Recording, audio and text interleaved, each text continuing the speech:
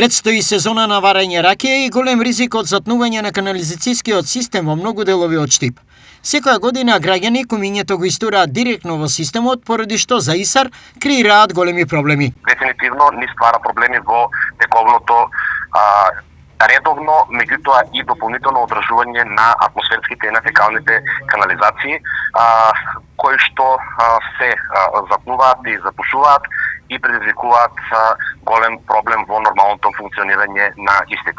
Но се што не е предвидено како редовна работна обврска, изискува дополнителни човечки и финансиски ресурси. Поради ова, од ИСАР уште од сега упатуваат апел. Упатуваме апел, кога граѓаните варат ракија, тој отпад соодветно да го исседат и соодветно одложат во или до поставените контейнери, за да можат нашите вработени навремено да го одложат и да го депонираат во депонијата. И истиот во никој случај да не го истураат во атмосферската или фекалната канализација. Во меѓувреме ќе бидат ангажирани инспекцијските служби кои за вакви прекршоци ќе одредуваат високи казни. Казните по Закон за јавна чистота се движат од 40 до 150 евра. Кумињата значи треба да се одлагаат на места кои што се предвидени за таа намена, дали на старата депонија Крстот или во своите дворови и бавчи како ѓубрево за